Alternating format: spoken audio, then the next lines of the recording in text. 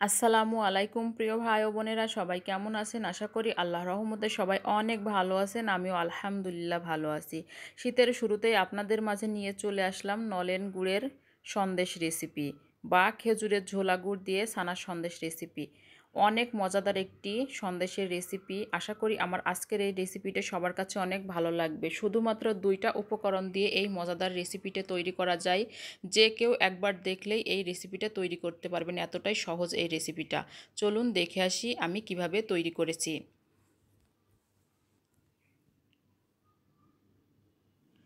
প্রথমে এখানে আমি 2 কেজি দুধের ছানা নিয়েছি।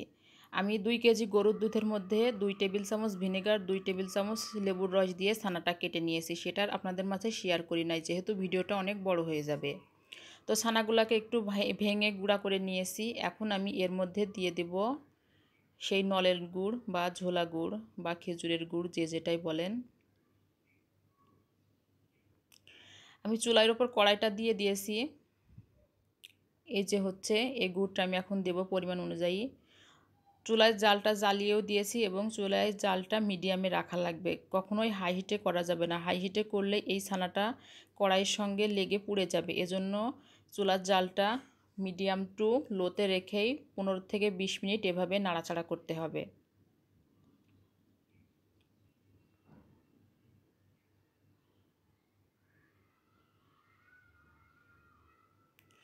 কিছুক্ষণ নাড়াচাড়া করে আমি একটু মেল্ট করে নিব।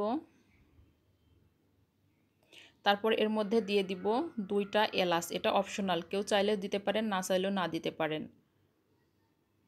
ব্যাস, আর কিচ্ছু দেওয়া লাগবে না এখানে, শুধু আস্তে আস্তে এটাকে নাড়াচাড়া দিতে হবে।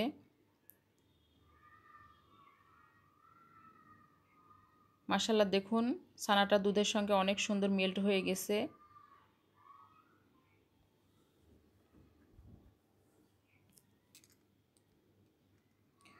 প্রায় হয়ে এসেছে ছানাটা, আর একটু হবে।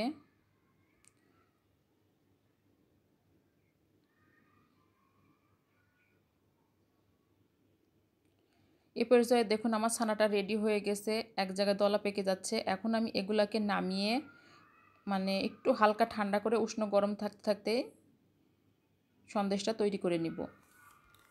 এই যে এভাবে গোল গোল করে আমি 2 হাত দিয়ে একটু চ্যাপ্টা করে একটা শেপ দিয়ে নিচ্ছি। দোকানের সন্দেশে যেভাবে শেপ দেয় আমি সেভাবেই শেপটা দিচ্ছি। আপনারা চাইলে এখানে বিভিন্ন ধরনের সাজ দিয়ে ডিজাইন করে সন্দেশের শেপ দিতে পারেন। তো আমি দোকানের কোয়ালিটি করে সন্দেশের শেপটা দিয়েছি। আমি আরও একটা তৈরি করে নিচ্ছি। এই যে এখন একটার সঙ্গে একটা এভাবে করে লাগিয়ে দিচ্ছি। এই যে দেখুন, দোকানে কিন্তু মূল সন্দেশের ডিজাইনটা এভাবেই করে।